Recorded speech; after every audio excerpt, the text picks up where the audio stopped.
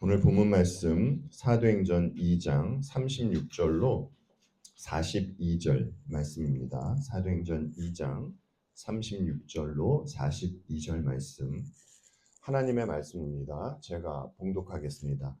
그런즉 이스라엘 온 집은 확실히 알지니 너희가 십자가에 못 박은 이 예수를 하나님이 주와 그리스도가 되게 하셨느니라 하니라.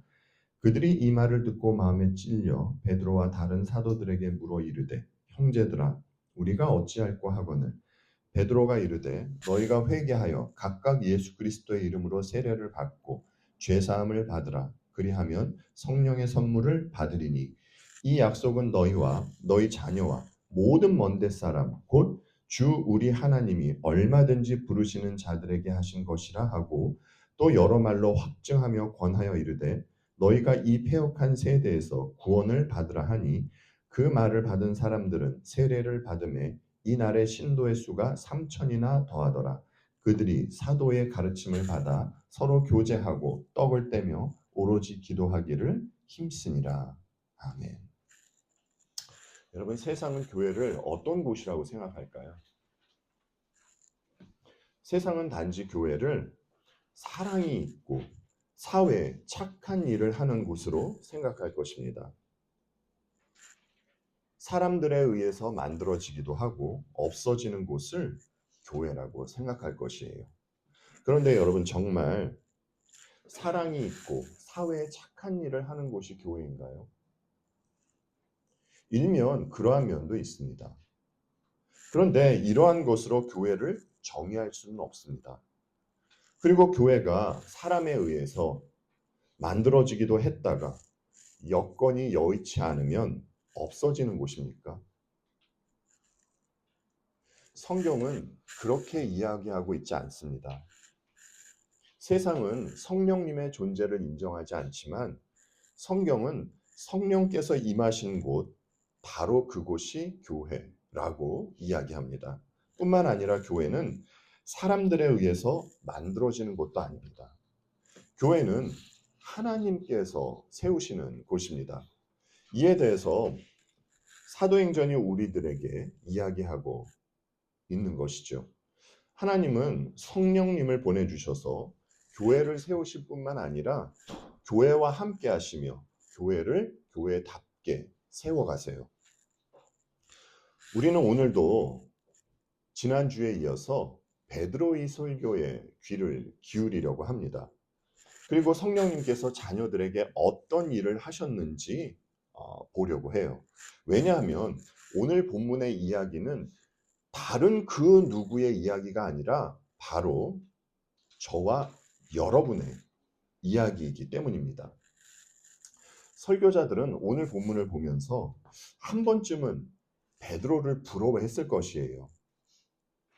여러분, 베드로가 설교를 하자 어떤 일이 일어납니까? 설교 한편으로 예수님을 믿지 않는 자들, 그것도 무려 3,000명이나 되는 사람들이 회심하는 사건이 일어나요. 여러분, 생각해 보세요. 불신자 한 명이 회심하는 것도 놀라운 사건이지 않습니까? 그래서 주님이 이런 말씀을 하셨죠. 죄인 한 사람이 회개하면 하늘에서는 회개할 것 없는 의인 99으로 말미암아 기뻐하는 것보다 더하리라 라고요.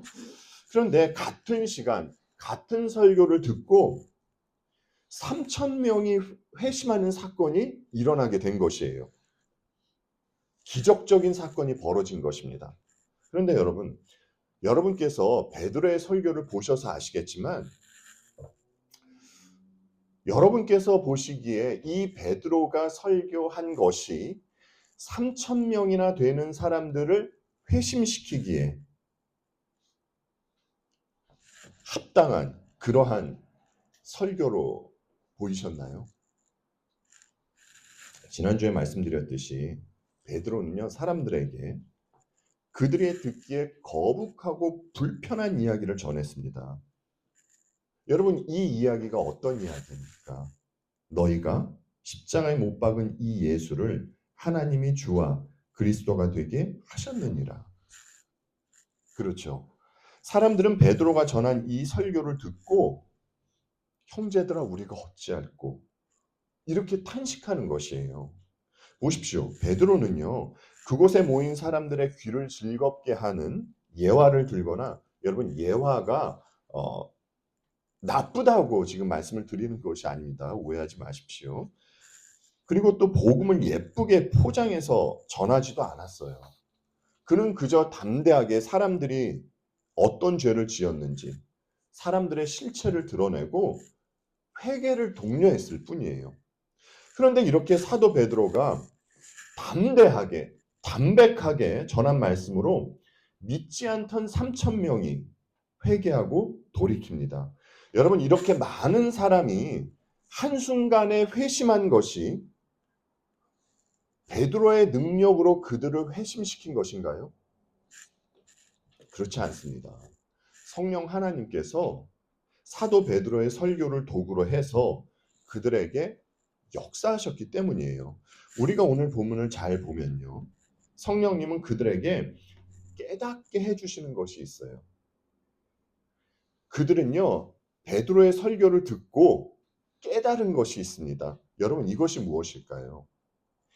예, 그들은요. 자신이 멸망의 자리에 놓여 있었다는 것을 깨달은 것입니다. 여러분들께 자주 드리는 말씀입니다만 오늘날 많은 사람들이 추구하는 것은요. 거짓된 자기 행복이에요. 사실 따지고 보면 사람들이 이기주의적으로 살아가는 것은 거짓된 자기 행복을 추구하기 때문입니다. 그래서 이 시대 사람들이 보이는 특징 중에 하나가 분에 넘치는 소비를 하는 것이에요. 하나님 없이 자신의 이 거짓된 행복을 위해서 자꾸 세상의 것으로 하나님이 없는 그 자리를 채워 넣으려고 하는 것이죠. 잠언을 보면요. 잠언에는 이러한 말씀이 있습니다. 거머리에게는 달라달라하며 보채는 딸이 둘이 있다. 전혀 배부른 줄 모르는 것이 셋, 만족할 줄 모르는 것 넷이 있으니 곧 수월과 악이 못 낳은 태와 물로 갈증을 없앨 수 없는 땅과 만족하다고 말할 줄 모르는 불이다. 잠언이 이야기하듯이 세상 것으로 거짓된 행복을 추구하는 자들은요. 만족할 줄 모르고 이 잠언이 이야기하는 불과 같은 그러한 모습을 보인다는 것이에요. 죄인들에게는 거짓된 욕망이 있고요. 세상은 이 욕망을 끊임없이 부추깁니다. 여러분, 사람들은 왜 거짓된 자기 행복을 추구할까요? 예, 사람들은 자신이 멸망의 자리에 놓여 있다라는 것을 모르기 때문입니다. 자신이 그러한 자리에 있다는 것을 진심으로 아는 자들은요, 거짓된 자기 행복을 추구할 수가 없죠. 그런데 모든 인간은 거짓된 자기 행복을 위해서 자기 욕망을 따라 살고 있는 것입니다. 하나님의 자녀들은 이렇게 살아오던 옛 방식에 대해서 죽어야 하는 것이죠. 그래서 성령 하나님은 자녀들에게 우선 자신들이 멸망의 자리에 놓여 있다는 것을 깨닫게 해주시는 것이에요. 그렇다면 여러분, 사람들은 자신이 멸망의 자리에 놓여 있으면서도 왜 그러한 사실을 모르고 있을까요? 여러분, 사도 바울이 멸망하는 자들에게는 무엇이 가려 있다고 합니까? 고린도 후서를 보면 사도 바울이 이야기하잖아요. 복음이 가려 있다고 하죠. 멸망하는 자들에게 복음이 가려 있는 것은 이 세상의 신이 그들의 마음을 어둡게 하기 때문이라고 바울이 이야기를 해요. 그런데 하나님의 자녀에게는 하나님께서 빛을 비추십니다. 여러분, 하나님은 무엇으로 자녀들에게 빛을 비추이실까요? 성령 하나님으로 비추세요. 그런데 여러분, 죄인에게 빛이 비추면 무엇이 보일까요? 예, 그동안 종교행위, 율법, 세상의 처세술, 이와 같은 것으로 가리고 있던 자신의 죄가 드러납니다. 그래서 하나님의 자녀들은 자신에 대해서 좌절하고 낭망하는 경험을 하게 되는 것이에요. 그리고 자기 자신 때문에 아파하는 경험을 하게 되죠. 성령님은 자녀들에게 반드시 이 자리를 거치게 하십니다. 여러분들도 이 자리를 거치시고 그리고 지금 이 자리에 계신 것일 거라고 생각합니다. 우리가 나중에 이제 사도행전 7장을 살펴볼 텐데 그 사도행전 7장에는 스데반이 설교하고 그리고 순교하는 사건이 있습니다. 그런데 7장에서도 스데반이 설교를 하고 지금 우리가 살펴보고 있는 사도행전 2장에서도 사도 베드로가 설교를 하는데 두 사건을 비교해 보면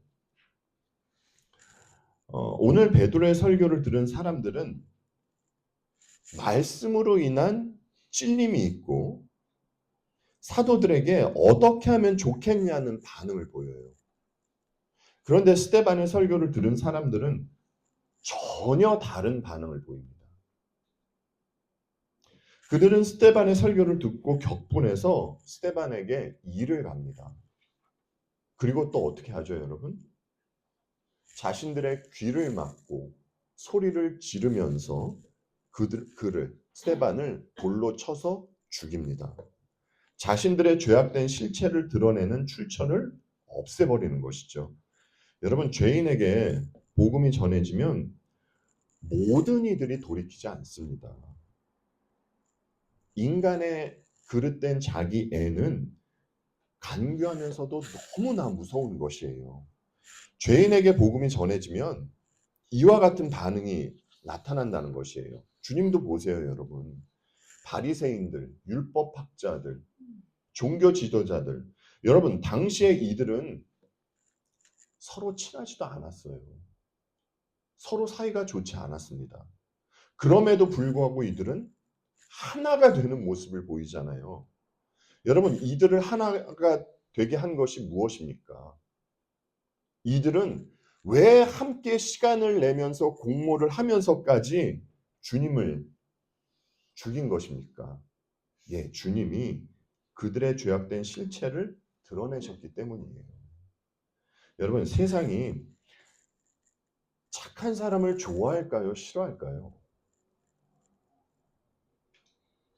세상은요, 세상적으로 착한 사람은 좋아합니다.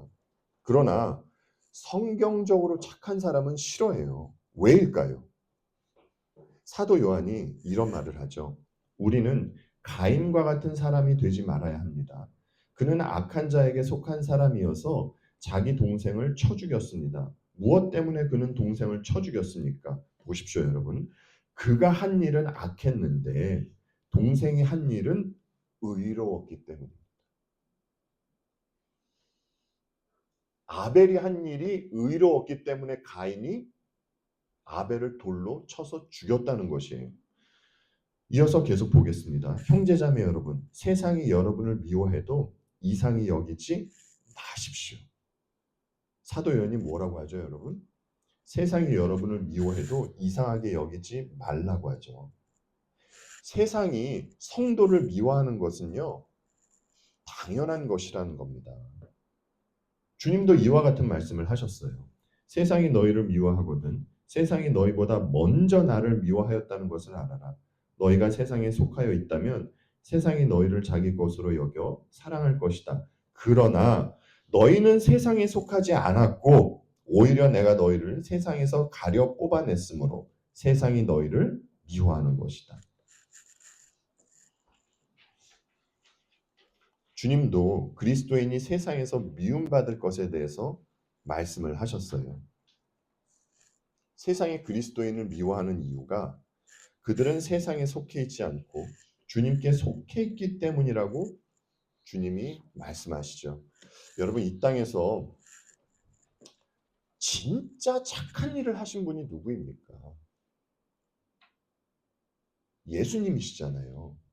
그런데 희한하죠. 세상은 진짜 착한 분을 미워하고 죽여버렸어요. 왜 그런 것이죠? 빛으로 오신 주님께서 인간들의 죄악된 실체를 드러내셨기 때문입니다. 그런데 성경은 그리스도인이 세상으로부터 죽임당하신 예수 그리스도 안에 있는 존재라고 이야기를 해요. 주님과 함께하는 자들이 그리스도인이라는 것이죠. 그래서 사실 그리스도인은 세상으로부터 환영받지 못하는 자들입니다. 왜냐하면 그리스도인은 세상이 죄로 물들어 있는 것을 드러내고 세상이 심판받을 수밖에 없다는 것을 증언하는 자들이기 때문입니다.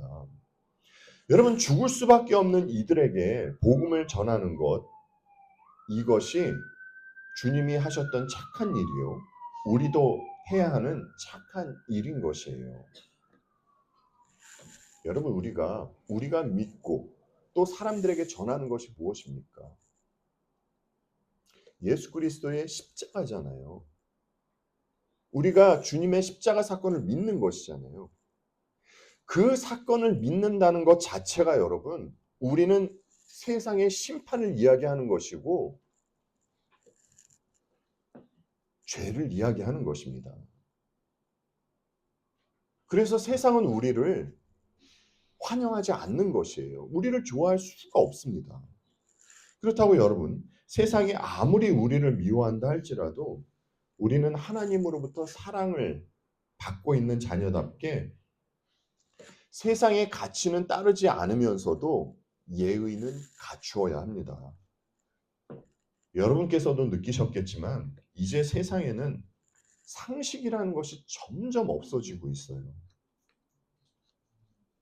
여러분, 사람들이 죄를 짓는 것 문제죠. 그런데 여러분, 이보다 더 심각한 문제가 뭐죠? 여러분 아시잖아요. 그것은 사람들이 죄가 죄인 줄 모른다는 거예요. 왜 그렇다고요, 여러분?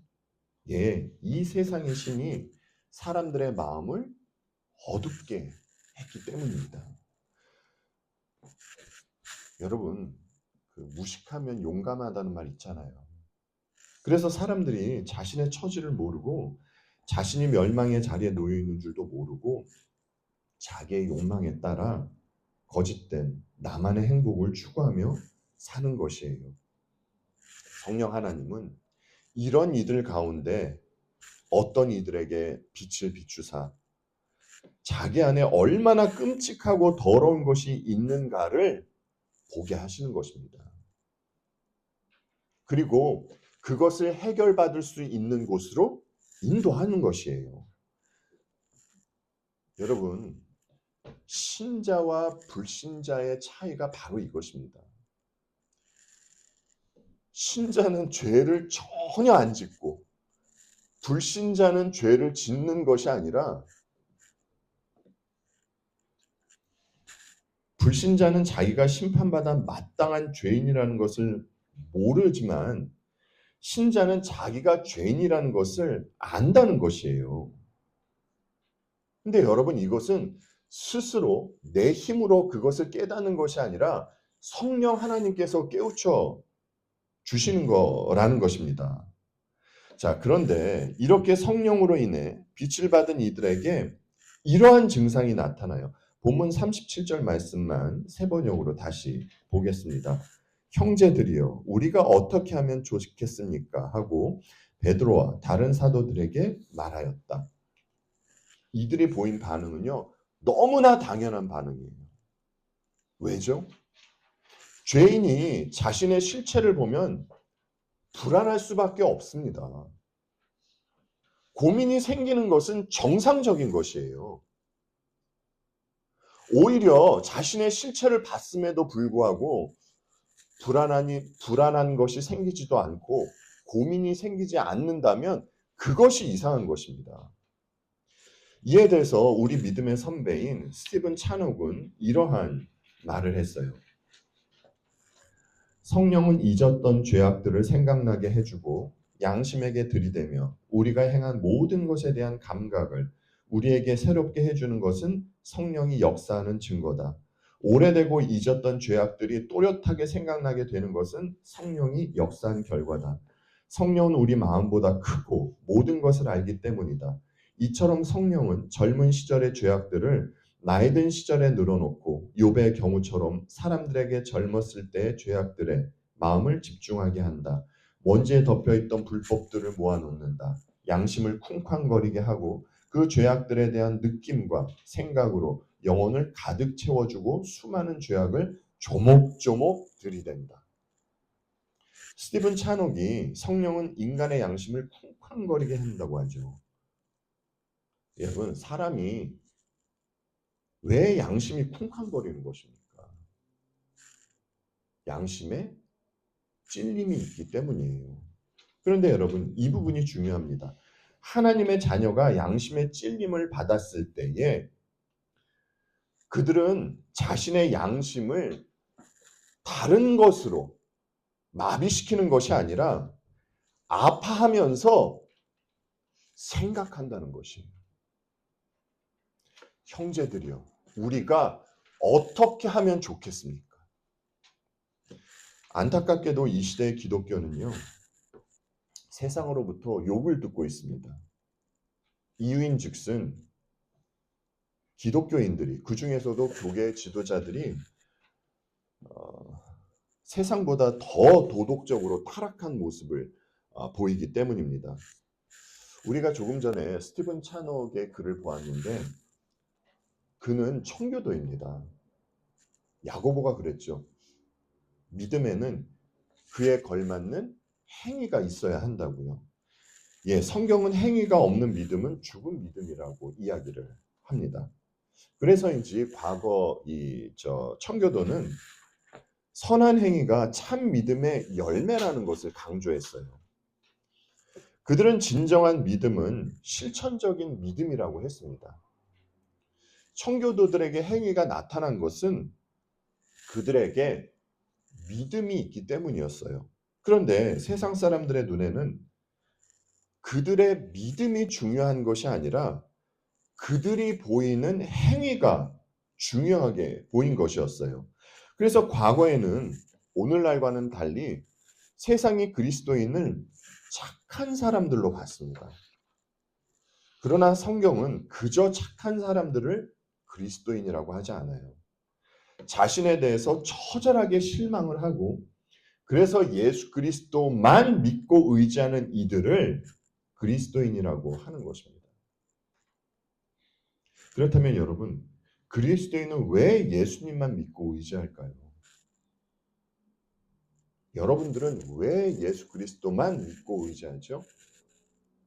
왜냐하면 그리스도인에게 있어서 예수님은 주요, 왕이시기 때문입니다. 여러분, 성령님은 하나님의 자녀로 하여금 자기 자신을 보게 하고 그리고 그 자리에서 탄식하게 하시고 누구를 보게 하시는 것입니까? 예, 예수 그리스도를 보게 하시는 것이에요. 과거의 그리스도인은 무엇을 목적하며 살았을까요? 그리스도인은 과거부터 예수님을 목적하며 살았을까요? 여러분, 우리 과거를 한번 회상해 보자고요. 과거에 우리 모두는 앞으로 나는 이런 사람이 될 거야. 목표를 정하고 그 목표를 향해서 살았을 것입니다. 그런데 여러분, 우리가 목표를 정했을 때 무엇을 목적하며 목표를 정했었습니까? 예, 하나님과는 상관없이 내 욕망을 바탕으로 한 나만의 행복을 위해서 목표를 정했을 것이에요. 그것이 세상적인 것이었던 것이죠. 그리고 내 삶의 주인을 나로 정해놓고 목표를 정했을 겁니다. 그런데 이제 우리는 내 삶의 주인을 내가 아닌 예수 그리스도를 모시고 살아갑니다. 예수님만이 나의 왕이라고 고백하면서 말이죠. 우리가 예수님만이 나의 주요, 나의 왕이라고 고백할 때 우리는 주님의 무엇이라는 것을 함께 고백하는 것일까요? 예, 나는 주님의 종이라는 것을 함께 고백하는 것입니다. 너무나 당연한 이야기예요. 종은요, 여러분 누구의 뜻을 따라 살아야 하는 자들이죠? 예, 주인의 뜻을 따라 살아야 하는 자들입니다. 여러분, 주님이 제자들에게 알려주신 그 기도의 한 부분을 한번 떠올려 보십시오. 주님은 제자들에게 나라가 임하오시며 뜻이 하늘에서 이루어진 것 같이 땅에서도 이루어지이다 이렇게 말씀하셨어요. 세상 사람들은 자기 뜻을 이루기 위해서 신을 섬기지만 우리는 그래서는 안 됩니다, 여러분. 우리는 내 뜻을 이루기 위해서 사는 자들이 아니라 우리의 주인 되시는 주님의 뜻이 이루어지기를 바라며 사는 자들인 것이에요. 그런데 여러분, 솔직히 말하면요, 우리가 이 삶을 살아내는 것이 쉽지가 않잖아요. 여러분들은 어떤지 모르겠는데 저는 그렇습니다. 저는 여전히 내 뜻을 이루어 달라고 하나님께 떼쓰는 경우가 너무나 많습니다. 그럼에도 불구하고 우리에게는 주님의 뜻이 이루어지기를 바라는 간절한 마음이 있어요. 여러분, 우리에게 이 마음이 있기 때문에 우리는 계속해서 예수 그리스도께로 돌이키는 것입니다. 여러분, 우리에게 왜 이런 일이 벌어지는 것입니까? 예, 내가 멸망의 자리에 놓여 있다는 사실과 예수 그리스도로 말미암아 구원을 받게 되었다는 사실을 믿게 되었기 때문이에요. 그리스도인은 세상 사람들과 다른 가치관을 가지고 살아가는 자들입니다. 그리스도인은요, 내 자신과 세상을 바라보는 관점이 달라진 자들이에요. 우리는 이 땅에서 사는 동안 건강하게 또 풍요롭게 살려고 노력해야 합니다. 하지만 여러분, 이 세상을 목적하며 살아서는 안 되는 것이에요. 그 무엇이 되었건 이 세상 것은 잠깐 있다가 없어질 것이에요. 그런데 사탄은 사람들로 하여금 영원한 것에 관심을 두지 못하게 하고요. 잠깐 있다 없어질 것에 관심을 두게 합니다. 사람들의 이 죄된 욕망을 부추기면서 말이죠. 그리고 여러분, 그리스도인은 무엇보다 내세를 바라보는 관점이 달라진 자들이에요. 무신론자들은 사람이 죽으면 끝이라고 생각을 합니다. 그러나 성경은 그렇게 이야기하고 있지 않습니다. 우리가 믿는 바도 그렇지 않잖아요. 히브리서 기자가 이런 이야기를 했어요. 한 번 죽는 것은 사람에게 정해진 것이요 그 후에는 심판이 있으리니. 사도 요한도 요한계시록에서 이렇게 이야기했습니다. 또 내가 보니 죽은 자들이 큰 자나 작은 자나 그 보좌 앞에 서 있는데 책들이 펴 있고 또 다른 책이 펴졌으니 곧 생명책이라. 죽은 자들이 자기 행위를 따라 책들에 기록된 대로 심판을 받으니. 성령 하나님은 자녀들로 하여금 자신과 세상을 바라보는 관점을 바꾸어 주시는데 내세를 바라보는 관점도 바꾸어 주십니다. 여러분은 인간의 죽음 뒤에는 심판이 있다는 사실 믿으시죠? 예, 이 사실이 믿겨지셔야 하는 것이에요. 여러분, 우리는 어떻게 해서 죽음 뒤에 있는 그 보이지 않는 심판이 있다는 것을 믿을 수 있는 것입니까? 왜냐하면 성령 하나님께서 우리와 함께 하시기 때문이에요. 여러분, 예수님께서 성령이 우리에게 오시면 우리에게 어떠한 일을 해주신다고 하셨습니까? 여러분 외우시잖아요. 죄에 대하여, 예, 의에 대하여, 심판에 대하여. 그렇죠. 그래서 죄의 심판에 대해 눈을 뜬 하나님의 자녀들은 형제들아, 우리가 어찌할꼬 이러한 탄식이 터져 나오게 되는 것입니다. 자, 그런데 사도 베드로는요, 자신의 죄로 탄식하고 있는 그들에게 그들이 어떻게 해야 할지 유일한 방법 하나를 알려줘요. 여러분, 그것이 무엇이죠? 예, 그것은 바로 회개입니다. 회개는 죄를 뉘우치고 돌이키는 것이에요. 죄에 대해서 후회만 하는 것은 회개가 아닙니다. 여러분, 예수님을 판 가룟 유다가 자신이 저지른 죄에 대해서 얼마나 마음 아파했습니까? 여러분, 얼마나 마음 아파했으면 스스로 목숨까지 끊었겠습니까? 그래서 여러분, 가룟 유다가 회개한 것인가요? 아니요. 그것은 회개가 아닙니다. 회개는요, 돌이킴이 있어야 하는 것이에요. 그러면 어디로 돌이킴이 있어야 하는 것일까요? 사도 바울이 아그리빠 앞에서 이런 이야기를 했어요. 그러므로 아그리빠 임금님, 나는 하늘로부터 받은 환상을 거역하지 않고 먼저 다마스쿠스와 예루살렘에 있는 사람들에게, 다음으로 온 유대 지방 사람들에게, 나아가서는 이방 사람들에게 회개하고 하나님께로 돌아와서 회개에 합당한 일을 하라고 전하였습니다. 라고요. 회개는요, 죄에서 떠나 하나님께로 돌이키는 것이에요. 예수 그리스도께로 돌이키는 것입니다. 그러니까 삶의 방향이 전환이 있어야 진정한 회개인 것이죠. 여러분, 세례 요한이 사람들에게 이제 회개를 선포했잖아요. 그러면서 그가 사람들에게 또 무엇을 했습니까?